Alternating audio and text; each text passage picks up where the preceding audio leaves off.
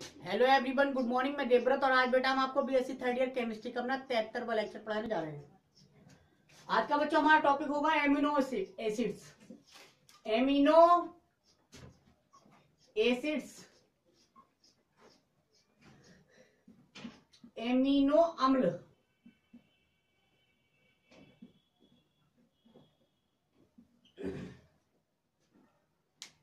Amino acids, तो सबसे पहले देखते हैं बेटा एमिनो अम्ल क्या होते हैं। अम्ल मतलब carboxylic acid,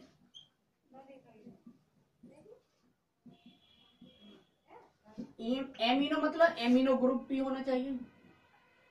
amine group, amino group.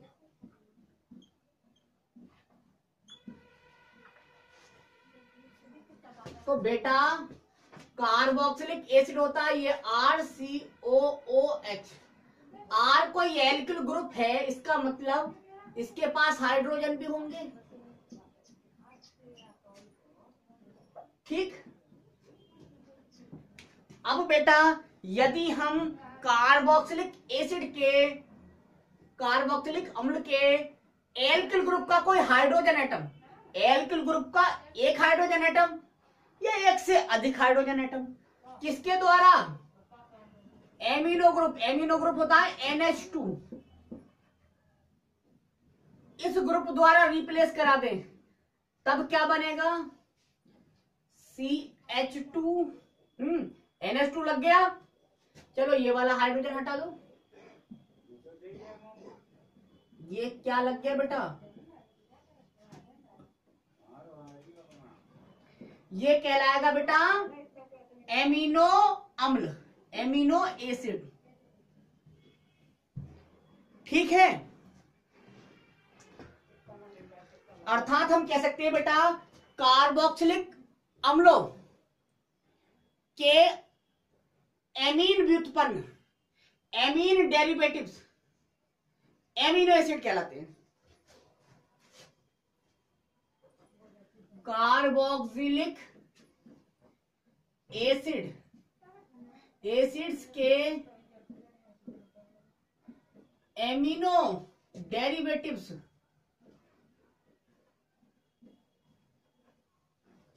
क्या कहलाते हैं? एमिनो एसिड्स कहलाते हैं।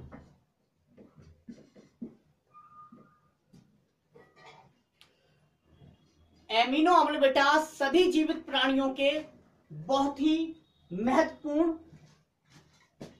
क्या होते हैं बेटा? एनर्जी सोर्स होते हैं। इन्हें हम कहते हैं building stone of living animals. तो एमिनो अम्ल क्या होते हैं बेटा? एमिनो अम्ल कार्बोक्सिलिक अम्लों के ऐसे व्युत्पन्न हैं जो कि अम्ल के एल्किल ग्रुप के हाइड्रोजन परमाणुओं के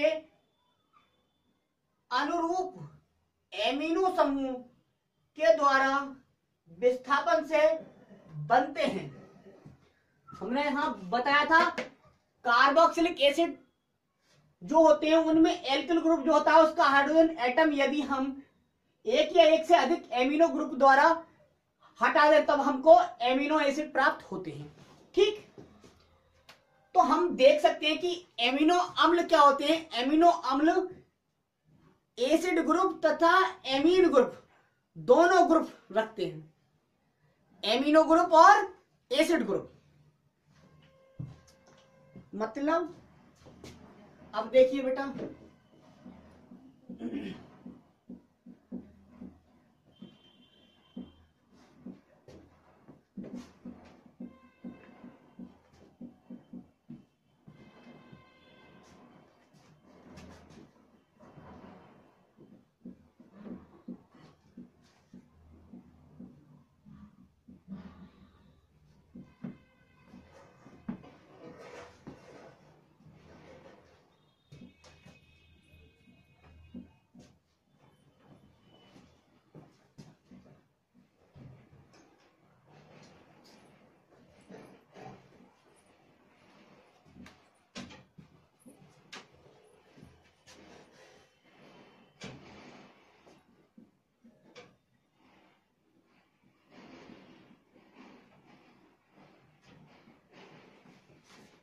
ये ग्रुप है एसिड, एसिडिक, और ये ग्रुप होता है बेसिक, बेसिक। क्योंकि नाइट्रोजन के पास एक लोन पेयर होगा तो इसमें बेसिक कैरेक्टर होगा और एसिडिक कैरेक्टर दोनों की तरह बिहेव कर सकता है। ये प्रोटॉन डोनेट कर देता है, ये प्रोटॉन एक्सेप्ट कर सकता है। ठीक है, ये बेसिक, ये एसिडिक।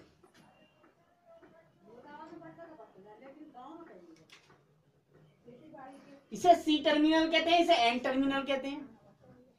कार्बोक्सिलिक एसिड वाले इस छोर को कहते हैं हम सी टर्मिनल, इसे कहते हैं एमिनो ग्रुप वाले छोर को, एंड को एन टर्मिनल। ठीक, तो देखते हैं बेटा क्लासिफिकेशन। एमिनो एसिड क्या सिंपली एक ही प्रकार के होते हैं या कई प्रकार के? एमिनो एसिड्स का क्लासिफिकेशन बेटा कई बेसिस पर करेंगे। COH से NH2 ग्रुप की डिस्टेंस के बेस पर भी करेंगे। इस बेस पर हमने बेटा alpha, beta, gamma, delta ETC amino acids में क्लासिफाई किया है एमिनो अम्लों को, एमिनो एसिड्स को। तो डाल दीजिए heading classification of amino acids.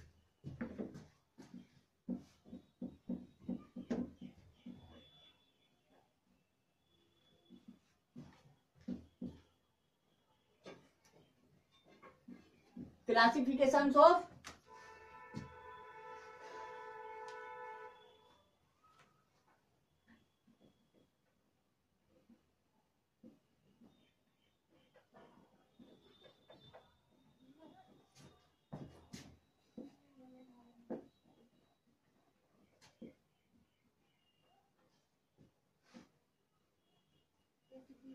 पहला base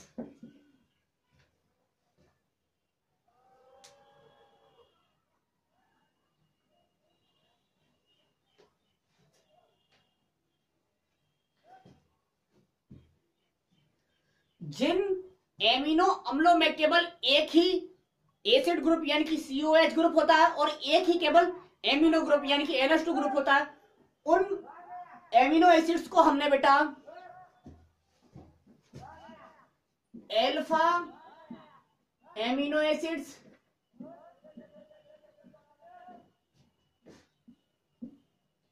beta amino acids,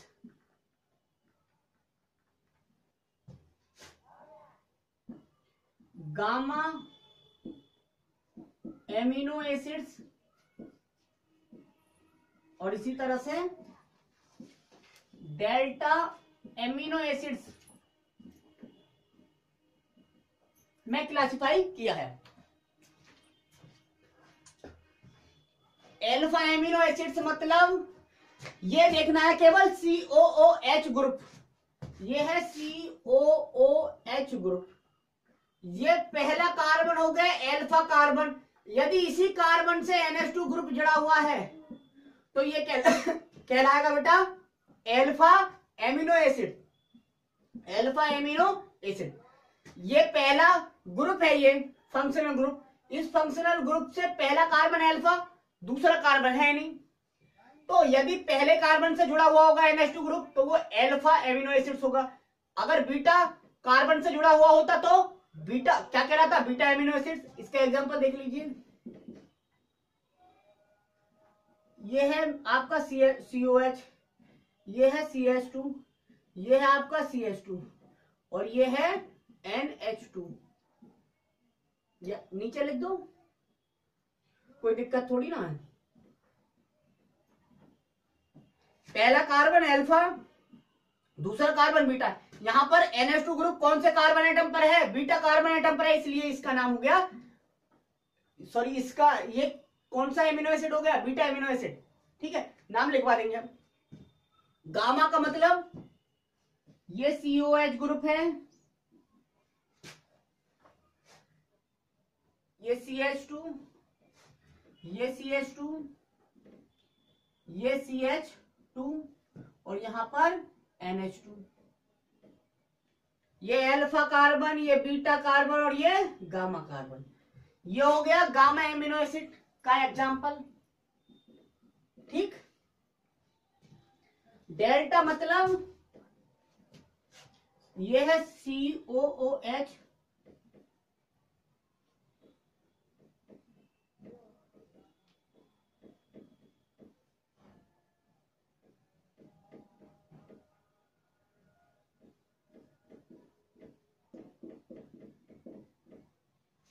alpha, beta, gamma और ये डेल्टा। तो ये है delta amino acid, delta amino acid, delta amino अम्ल। ठीक है बेटा, अब नाम लिख देते हैं इनका। इसका नाम है एमिनो एसिटिक एसिड, देसी नाम है इसका ग्लाइसिन। ग्लाइसिन, क्या नाम है बेटा? ग्लाइसिन। इसका नाम है amino propanoic acid, amino propanoic acid. Amino group है, प्रोपेनोइक एसिड है, तो एमिनो प्रोपेनोइक एसिड। अच्छा, इसका भी देसी नाम है बेटा, साधारण नाम एलानीन। एलानीन, एलानीन, एलानीन नहीं है बेटा। 1 2 3 ये तो नहीं है, एमिनो प्रोपेनोइक एसिड नहीं है, इसका नाम एमिनो प्रोपेनोइक एसिड नहीं है बेटा।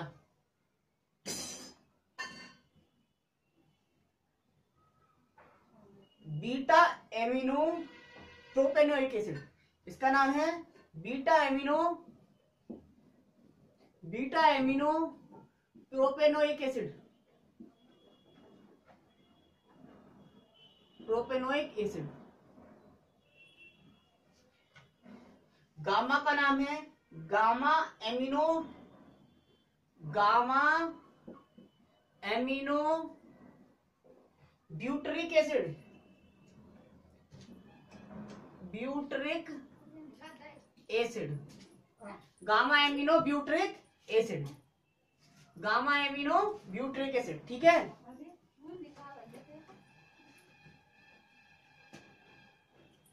इसका नाम क्या होगा? 1 2 3 1 2 3 4 5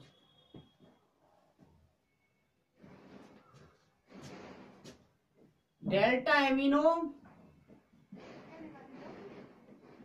पेंटेनोइक एसिड, पेंटेनोइक एसिड। ठीक, ये हो गए इनके नाम। इन सभी में हमने क्या देखा? इन सभी में एक ही एमिनो ग्रुप है और एक ही कार्बोक्सिलिक एसिड ग्रुप है, एक ही एसिड ग्रुप है। तो इनका क्लासिफिकेशन तो हमने कर दिया, अल्फा बीटा गामा डेल्टा, और आगे भी कर सकते हैं पाई वगैरह में। ठीक है, लेकिन सोचिए एक से अधिक एमिनो ग्रुप हो और एक से अधिक COH ग्रुप हो, तब इनका क्लासिफिकेशन कैसे करेंगे? तो बेटा तब हम करेंगे, तब हमने इन्हें 3 क्लासेस में क्लासिफाई किया है, 3 क्लासेस में। दूसरा बेस डाल दो,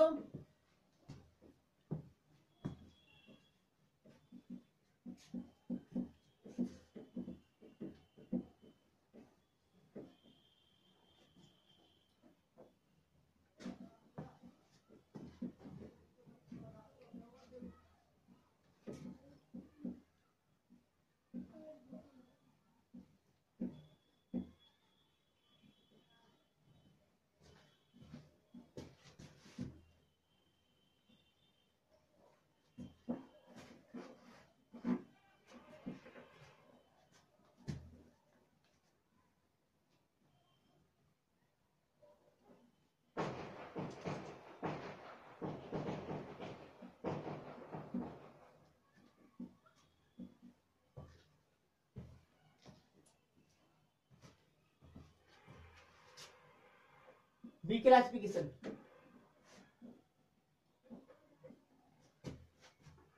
When there are more than one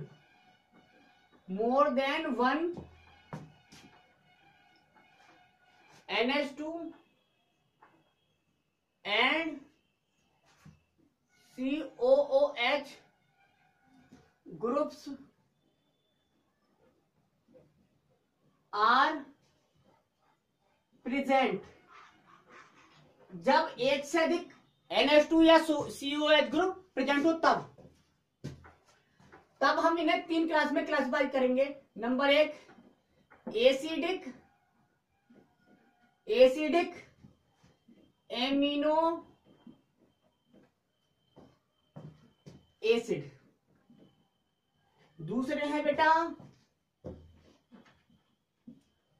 basic amino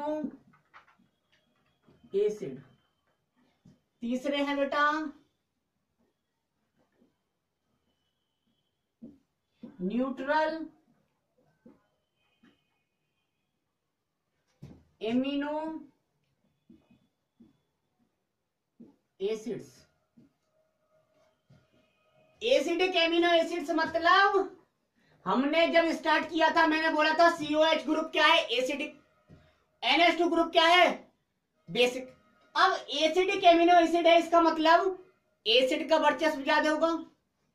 मतलब इसका ये हुआ बेटा जब COOH ग्रुप की संख्या ज्यादा हो NH2 ग्रुप से तब उन एमिनो एसिड्स को हम कहेंगे एसिडिक एमिनो एसिड्स। मतलब जब ऐसा एमिनो एसिड्स बेटा जब उसमें COOH ग्रुप अधिक हो NH2 ग्रुप से। अब ये नहीं है, मान लो 2 NH2 ग्रुप है तो COOH ग्रुप 2 से ज्यादा होने चाहिए, चाहे 4 हो चाहे 5 हो चाहे 3 हो, ठीक है। यदि NH2 ग्रुप 3 होंगे तो COH ग्रुप 4 या 5 या उससे ज्यादा हो सकते हैं, लेकिन कभी भी बराबर नहीं होने चाहिए। एसिडिक ग्रुप यानी कि COH ग्रुप सदैव NH2 ग्रुप से ज्यादा होने चाहिए, तो वो कहलाएंगे एसिडिक एमिनो एसिड, ठीक है। इसका एग्जांपल लिखवा देते हैं। डेफिनेशन आपको पता चल गई, परिभाषा लिख लेना, ठीक है।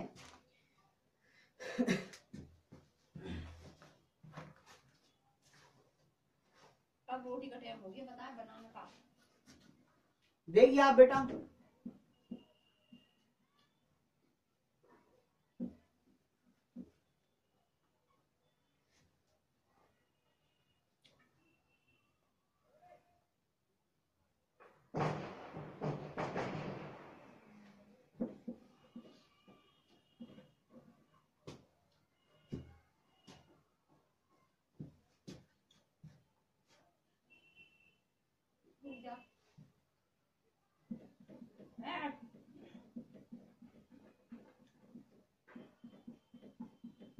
देखिए आप ये COH ग्रुप ये COH ग्रुप ये NH2 ग्रुप, तो ये एक है और ये 2 हैं, तो ये एग्जांपल हो गया एसिडिक एमिनो एसिड्स का, क्योंकि इसमें COH ग्रुप ज्यादा है एमिनो ग्रुप से,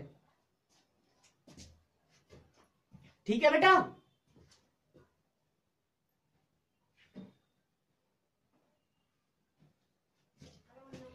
इसका नाम है aspartic acid, aspartic acid, aspartic अम्ल। बेसिक एमिनो एसिड्स किसे कहेंगे जिसमें NH2 ग्रुप ज्यादा हो एसिडिक ग्रुप से, यानी कि NH2 ग्रुप ज्यादा हो COH ग्रुप से, खत्म। एग्जांपल लिख लीजिए NH2 CH2 CH2 CH2 CH2, यहां पर हम CH2 का होल 4 भी लिख सकते थे, ठीक है बेटा। CH COH और NH2। यहां पे देखिए केवल एक COH ग्रुप है, जबकि NH2 ग्रुप 2 है, तो यहां पर संख्या कौन से ग्रुप की ज्यादा है एमिनो ग्रुप की, इसलिए ये क्या हो गया बेसिक एमिनो एसिड।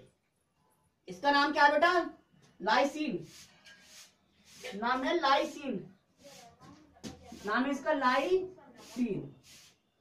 न्यूट्रल का मतलब उदासीन कब होगा जब अम्ल और क्षार बराबर हो, मतलब जब NH2 ग्रुप और COH ग्रुप दोनों की संख्या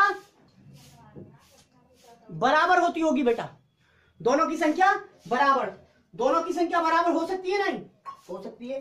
तीसरा केस भी तो हो सकता है जैसे ग्लाइसिन, ग्लाइसिन वही CH2 NH2COOH।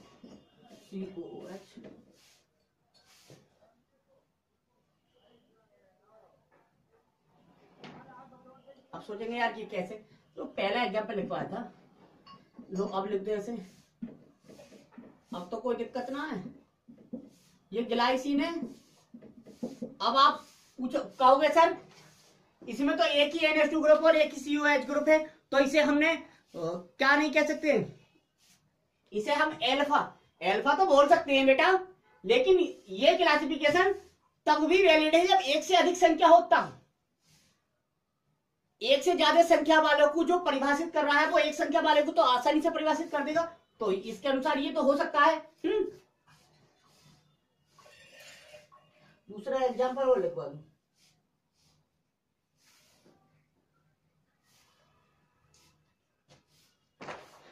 मान लीजिए यहीं पे था,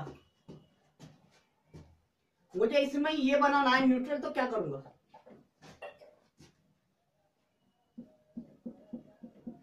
लो ये भी इसका एग्जांपल हो गया। दो दो हो गए दोनों, दो ये और दो ये, तो न्यूट्रल हो गया, खत्म।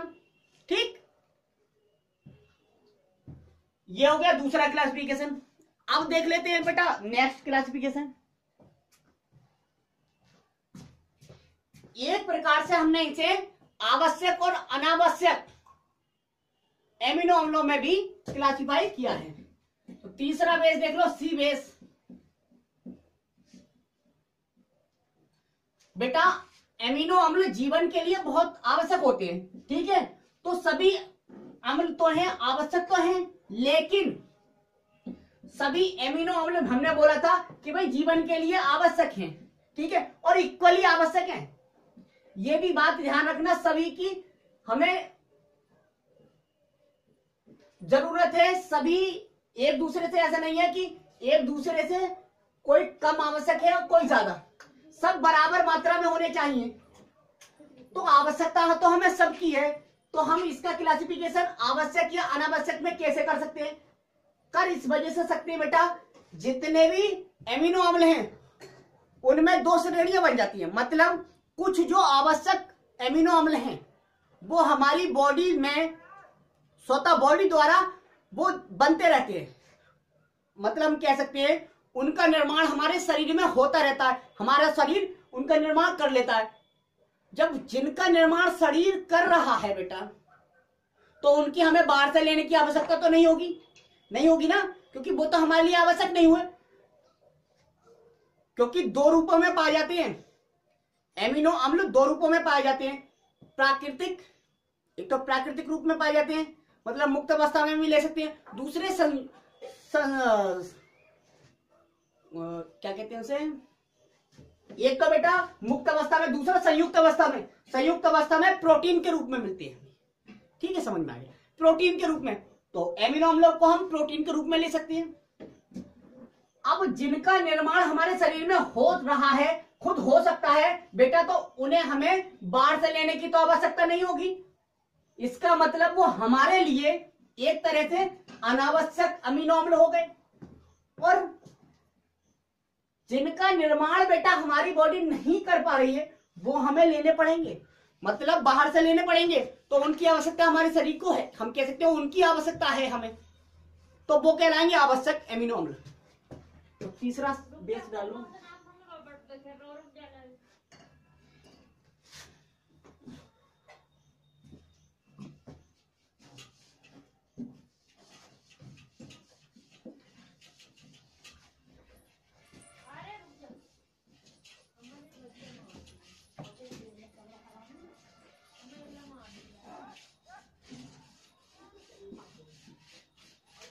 On the basis of necessity, आवश्यकता के आधार पर हमने इन्हें बांटा है दो भागों में,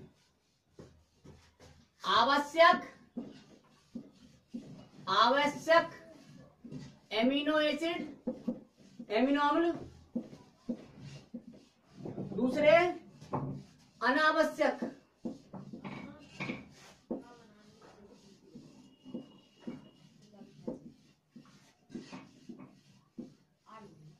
ठीक है, आवश्यक को कहते हैं बेटा एसेंशियल एसेंशियल एमिनो एसिड्स, इन्हें कहते हैं non essential, non essential amino acids. ठीक है,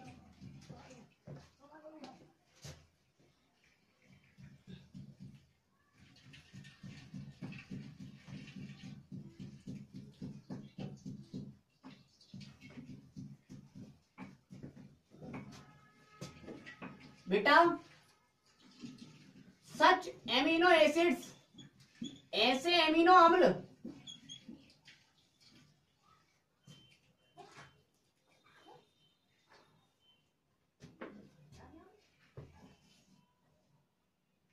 जो कि ह्यूमन बॉडी मानव शरीर को स्वस्थ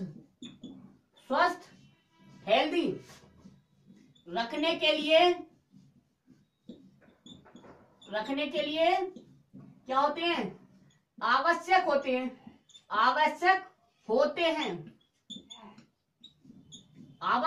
हैं, लेकिन यहां पे आ जाओ आप, लेकिन इनका संश्लेषण यानी कि सिंथेसिस, इनकी सिंथेसिस बॉडी द्वारा, शरीर द्वारा, इनका संश्लेषण शरीर द्वारा नहीं होता है। जब जिनका संश्लेषण हमारी बॉडी द्वारा नहीं हो रहा है तो उनकी हमें आवश्यकता होगी बाहर से लेने की, इसलिए वो कहलाएंगे एसेंशियल एमिनो एसिड्स, बॉडी द्वारा नहीं होती है। हेडिंग कहलाते हैं, मतलब एसेंशियल एमिनो एसिड्स कहलाते हैं, खत्म।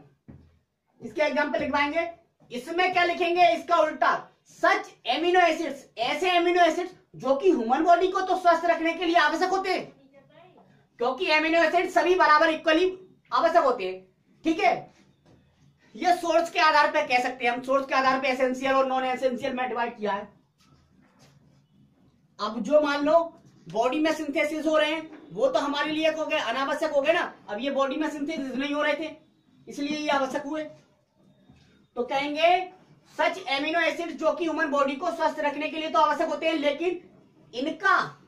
लेकिन इनका सिंथेसिस बॉडी द्वारा ही होती है, कहलाते हैं अनावश्यक, क्योंकि उनकी अब आवश्यकता नहीं होगी क्योंकि बॉडी खुद निर्माण कर रही है उनका, तो ये कहलाएंगे non essential amino acids. Example लिखवा देता हूं बेटा, एल्फा एमिनो आइसो कैप्रोइक अम्ल, मतलब ल्यूसीन, क्या है, ल्यूसीन, इसके एग्जाम्पल है ल्यूसीन, आइसोल्यूसीन,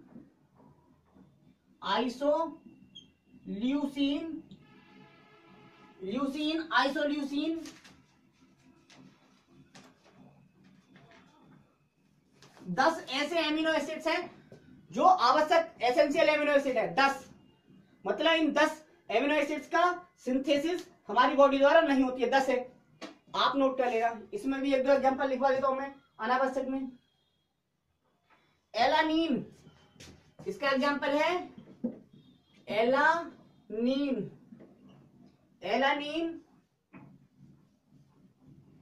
प्रोलीन,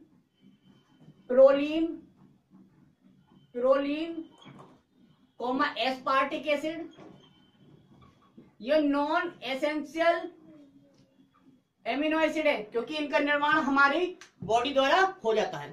ठीक है, तो आज हमने बेटा एमिनो एसिड क्या होते हैं और इनका क्लासिफिकेशन कर लिया। ठीक है, तो आज बस इतना ही, थैंक यू वेरी मच।